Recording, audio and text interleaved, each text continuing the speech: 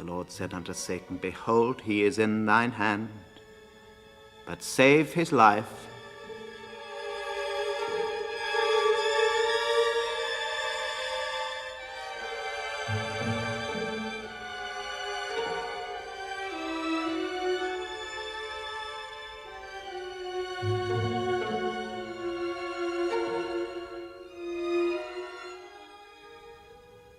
So went Satan forth from the presence of the Lord, and smote Job with sore boils from the sole of his foot unto his crown.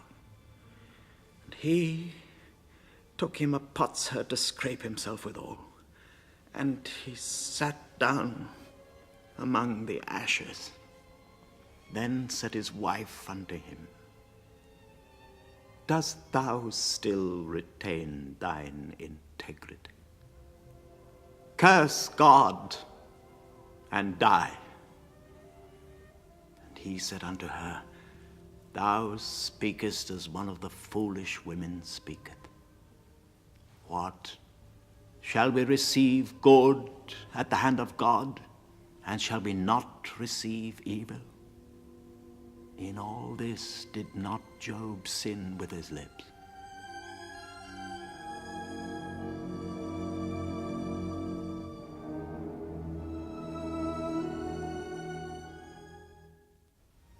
Now when Job's 3 friends heard of all this evil that was come upon him, they came every one from his own place, Eliphaz the Temanite, and Bildad the Shuhite, and Zophar the Naamathite.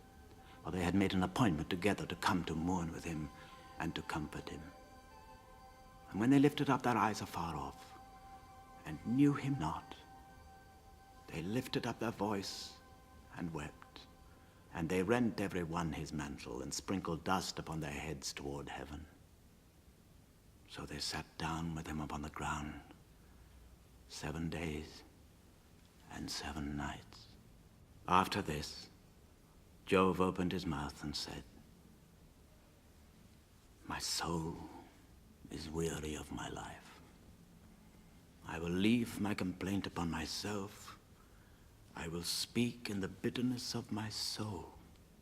I will say unto God, Do not condemn me. Show me wherefore thou contendest with me.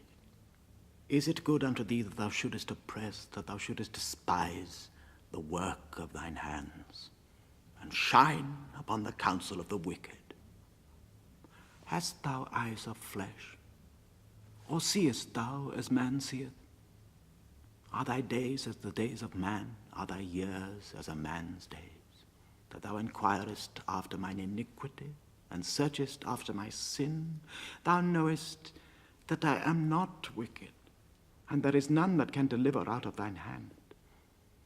Thine hands have made me and fashioned me together round about, yet thou dost destroy me. Remember, I beseech thee, that thou hast made me as the clay, and wilt thou bring me into dust again? Hast thou not poured me out as milk, and curdled me like cheese? Thou hast clothed me with skin and flesh, and thou hast fenced me with bones and sinews. Thou hast granted me life and favor, and thy visitation hath preserved my spirit. All these things hast thou hid in thine heart. I know that this is with thee. If I sin, then thou markest me, and thou wilt not acquit me from mine iniquity. If I be wicked, woe unto me. And if I be righteous, yet will I not lift up my head. I am full of confusion. Therefore, see thou mine affliction. Where shall wisdom be found? Where is the place of understanding? Men knoweth not the price thereof, neither is it found in the land of the living. The depth said, It is not in me, and the sea saith, It is not with me. It cannot be gotten for gold, neither shall silver be weighed for the price thereof. It cannot be valued with the gold of Ophir, with the precious onyx or the sapphire.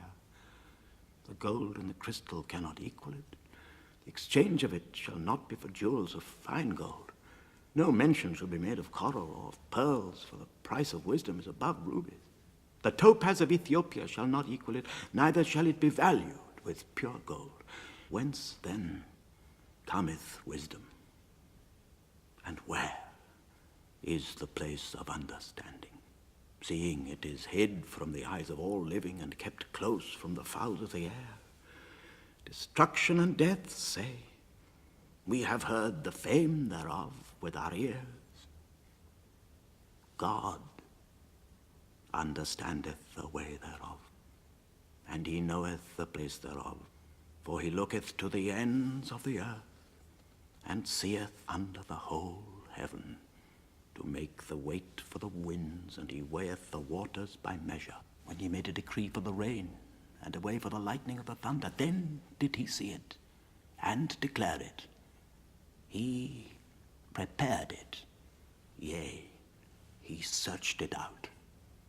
And unto man he said, behold, the fear of the Lord, that is wisdom, and to depart from evil is understanding.